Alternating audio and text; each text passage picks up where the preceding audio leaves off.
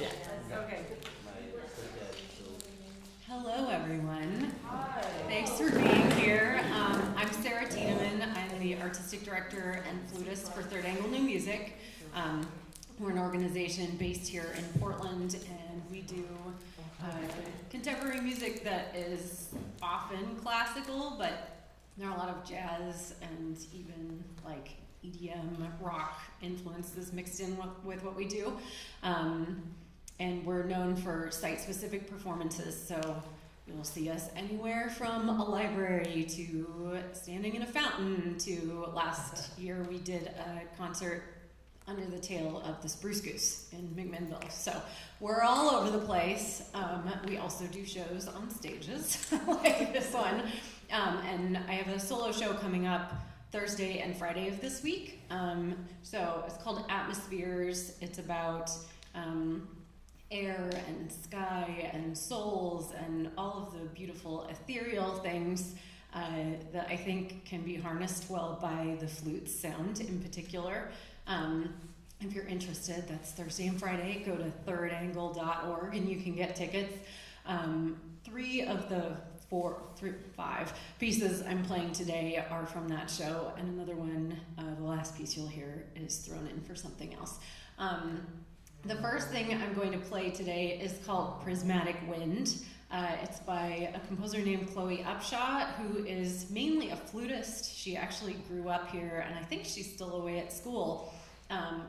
It's always nice to play music that's by flutists because they all understand all of the little idiomatic things that you only get from someone who actually has an intimate experience with playing an instrument. I'm doing this whole show mostly today and also this week with electronics. We've done solo shows with percussion and with cello, and the good thing about those is that they can make harmony. I'm a flutist. I love the flute. Even I don't want to see a flutist just stand there by themselves for an hour playing the flute with no harmony. So everything is with electronics. Some of it will be with live processing. I'll talk about that in a minute, but this one in particular is with a backing track. So this is Prismatic Wind by Chloe Upshaw.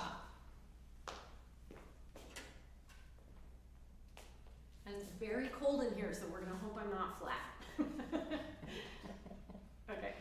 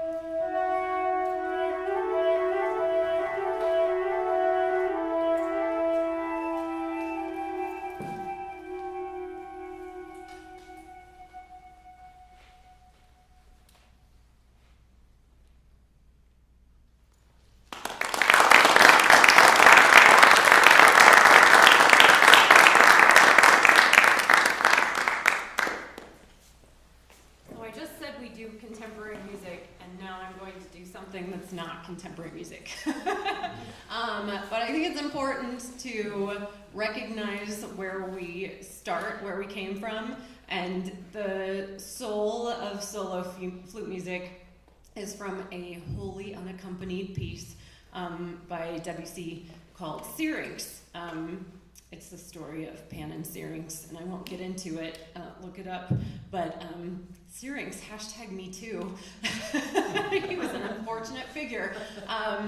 But everything else in the flute repertoire, it seems like you can find this set of intervals that happens in the first 3 notes of the piece. Da da da. People do it backwards, they do it upside down, but it's almost to the point of being eye-rolly how much this little interval pair is in all contemporary music. So one of my goals is to get it stuck in your head, so if you ever hear solo flute music again, you can go, oh god, that's that interval. So I might sound like I don't love this piece. I love this piece. I love this piece. If I have a bad day, this is the piece I pull out and play. So I hope you love it as much as I do. This also, when I teach this to my students, I tell them this has the greatest note in all of Western music in it, and I learned to be careful about how I tell them that because they actually get really nervous about it and then they mess it up. So I won't tell you which one it is yet, but see if you can find a note that you love extra. It's kind of toward the end.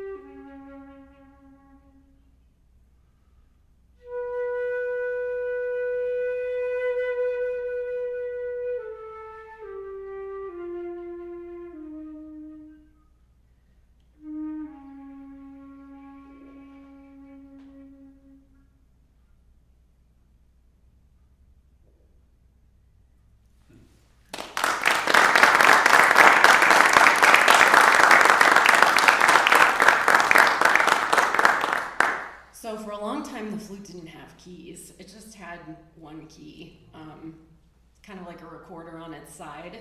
And the timbre of that was a lot different. It was a wooden instrument. And when we get into the 20th century, especially in France, which is where Monsieur Debussy was, they really started to get the color that a silver flute can project. And the other thing that's really important about this piece is that you can hear that color and that magic and the wide dynamic range carry over into everything that we do now.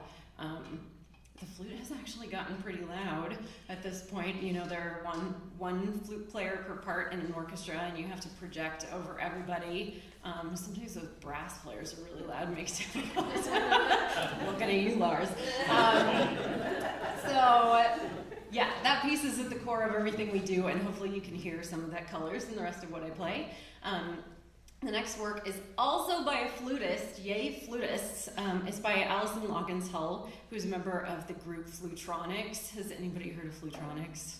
Flutronics is awesome. And it's the same, it's like very idiomatic, it's beautiful, it's called Pray. It has this kind of prayer-like,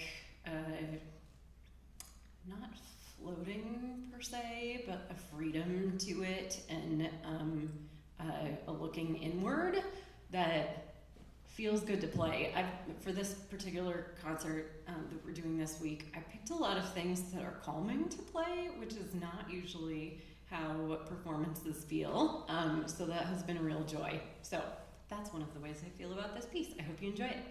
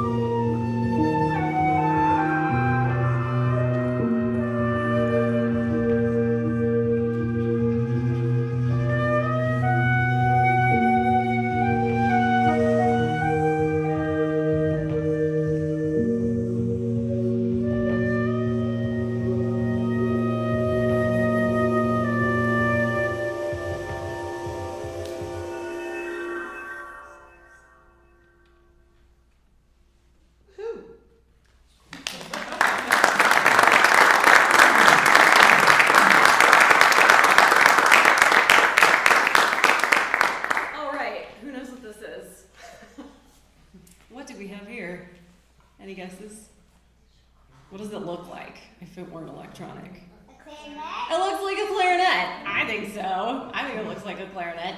I cannot play the clarinet. I can, however, play this. This is called a wind synthesizer. A wind synth, we often say for short, or you might also hear it called an iwi, which is electronic wind instrument. This particular one looks different than a lot of them. Some of them kind of look like an electric guitar turned flat against you and like this. They are synthesizers. You can put different sounds on with different patches, just like a regular synthesizer, but they have keys, so you can finger them like woodwind instruments.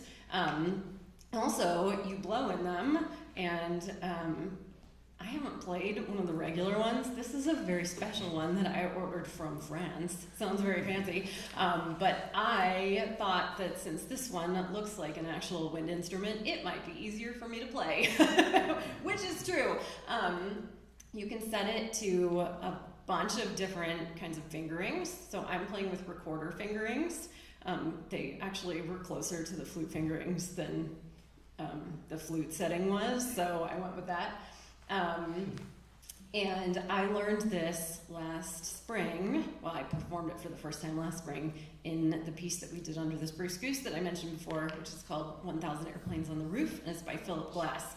So if you're familiar with Philip Glass, he used a lot of like 80s synthesizers and such. And he has this very particular band that plays his music with a lot of people who can play every instrument you hand to them. I am not that person, so I learned this just specifically for that show. And the flute part that I played had like flute, piccolo, this thing, bass clarinet. I also can't play the bass clarinet, so I found a patch that sounded kind of like bass clarinet. This is very versatile because you can fake it when you can't double on an instrument, so that's very nice. And as you may have guessed, there aren't pieces written for this. So I was really lucky. A composer named Nicholas Denton-Protzak had submitted a piece to us ages ago, and it's for open instrumentation. So you can play it on any instrument. It's kind of aleatoric. Do people know the word aleatoric? It looks like, here, I don't know if you can see this from there. It looks like a hot mess. It's a hot mess because I took my pens to it. That's the beauty of playing off an iPad. You have access to colors. But it just has different metered gestures, and it comes it's in 4 sections, but within those sections, you can pick what order you want to play things in. There are arrows so that certain things can connect and certain things cannot connect. But there's a lot of freedom to kind of compose a piece within an already composed piece. Theoretically, you could wing it. Sometimes I wing a little of it. My personality type, and the personality type of many flutists, is not to wing it.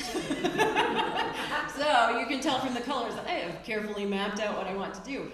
But I thought, oh, can we turn on our things? Can you see the amount of tech there is going on over here? Let me just tell you what the floor of my home studio has looked like the past couple of months. I thought I would kind of demonstrate this a little bit so you can hear the different sounds that it makes, and if anybody has any questions about it, by all means. So let's see. First I'll start with playing one of the patches that I use in this piece, which is called Resosin, which I assume has something to do with resonating. Are we? Oh, can you push the little yellow thing? This one? Yeah, just until we play a piece. So, that was a sneak peek of what's about to happen.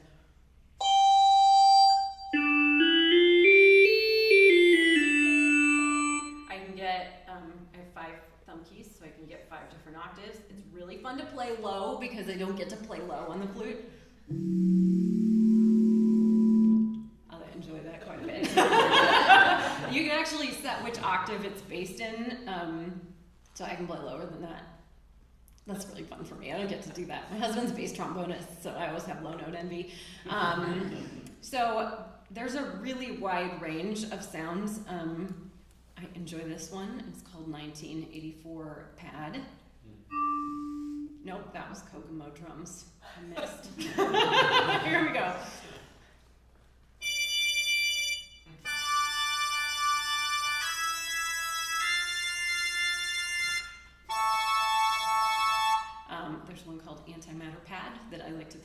Star Trek patch.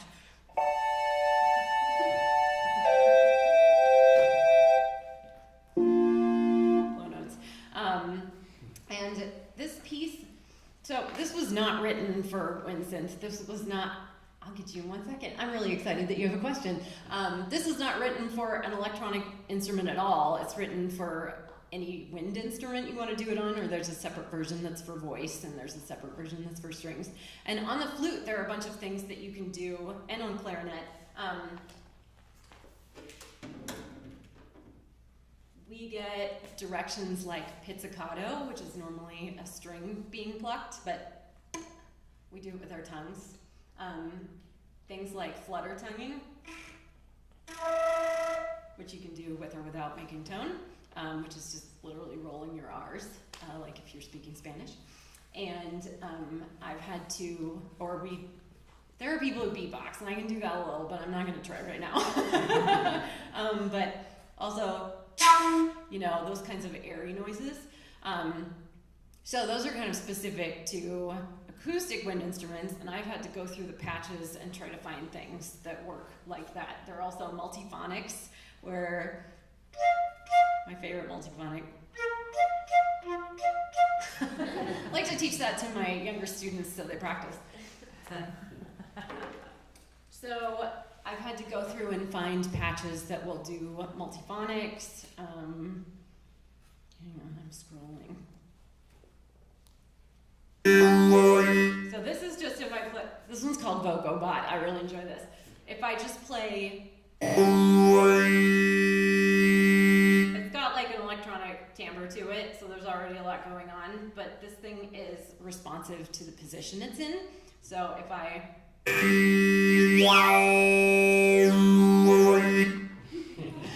my cats hate this thing. Luckily you can plug headphones into it. I sound like I should be selling these in the lobby after show. So I've gone through and I've chosen patches accordingly. There's one, this is in kind of 4 movements. And there's one that's all air sounds, kind of like the ones I was demonstrating a minute ago. And I've had to go through and find a patch that's just air, which I couldn't believe. I was lucky enough that they had this, but I will show you what that sounds like.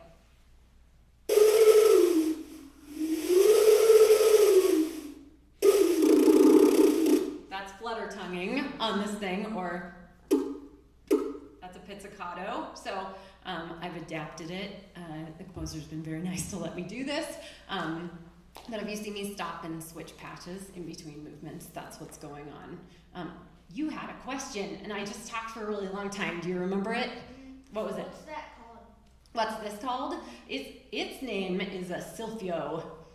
The brand is Iodio. I'm not probably saying that right, but I'm saying all the letters. So if you want to find their website later, I'll be happy to share it with you. But this is a Silphio, Sylphyo. And there are YouTube videos, so you can see all the fun stuff that it does. Did somebody else have a question about this thing? I thought I saw a tentative hand sneaking up. Okay, well, I'm going to play this thing. And if at the end you have more questions, feel free to ask, because I just want these to spread throughout the world. There's so much electronic music and contemporary music now, it seems like only a matter of time. So I'm excited to be getting in on the cutting edge. This is, I should say what it's called. This is called In the Refuge of a Cave, and it was written during the pandemic.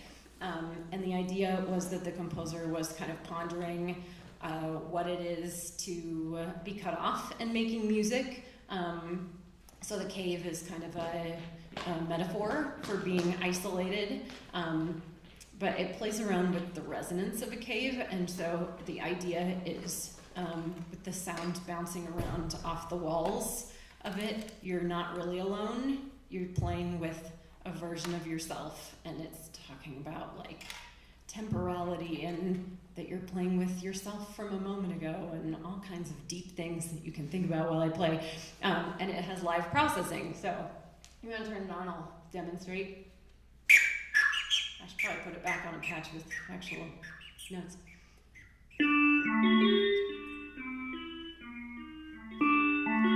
So it does that when I play short notes and when I play long notes.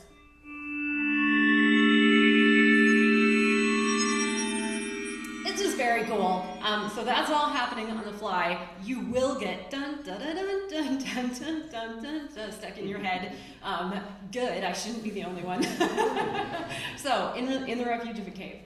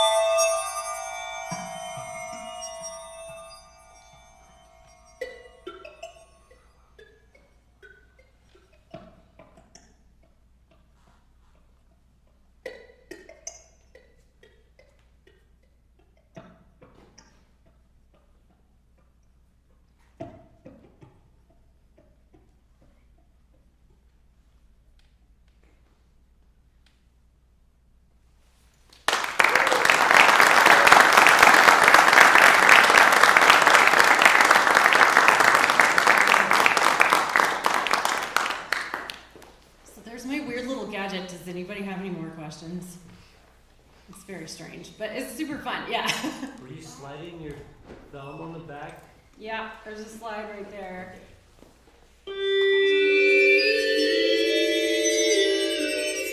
Yeah, you can set it all kinds of things too. You can set it so it changes when you roll to the side and yeah. Do you know? How much did it cost?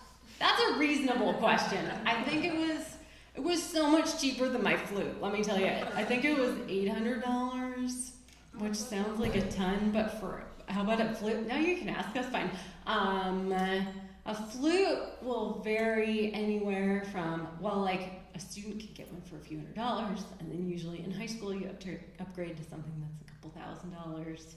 And then you go from there to, mine's 15,000 or something, and then all the flutists in the symphonies, they're 60,000. So $60,000, yes. So down payment on a house, but yeah, they're made out of silver or gold or all kinds of fancy stuff, and they're all very handmade and take forever. So yeah, instruments are expensive, y'all, but worth it, I think.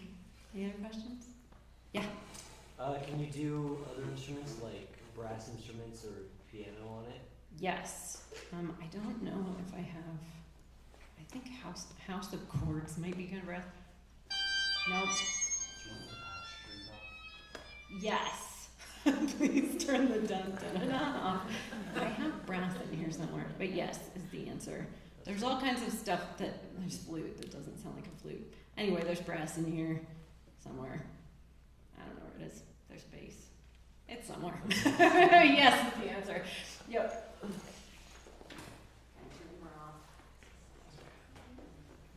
Okay. So I have one last piece for you. This is not from the concert we're playing this week, but it was on a concert we did a few years ago, and we actually recorded it for an album that we released. It's one of my favorites. It's very spacey. It's kind of in this whole like electronics vibe. It's by a composer named Asha Srinivasan, who teaches at Lawrence Conservatory in Wisconsin.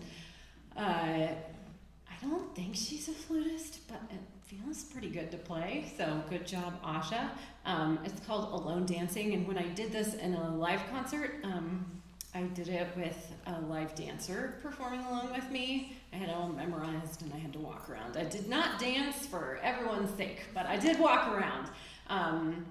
So I think this piece is, you can feel the person alone dancing, you can feel like the solitude, especially at the beginning, and then it gets kind of more frenetic, which just feels good to play.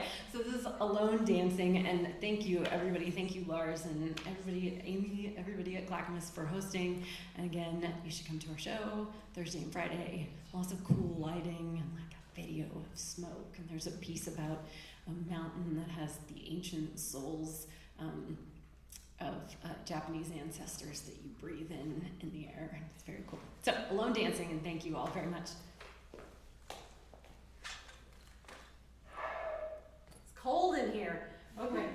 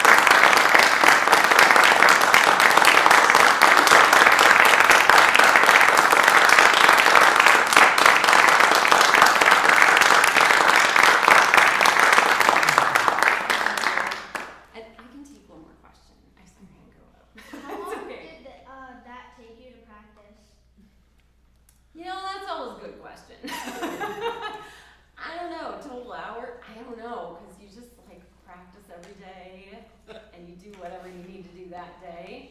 So I could say I learned it the first time in 2008, and then I played it again in 2019, and then played it again right now.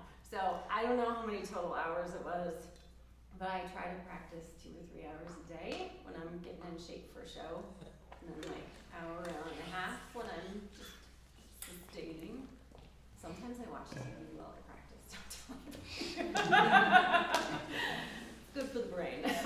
All right, thank you all so much. I appreciate it.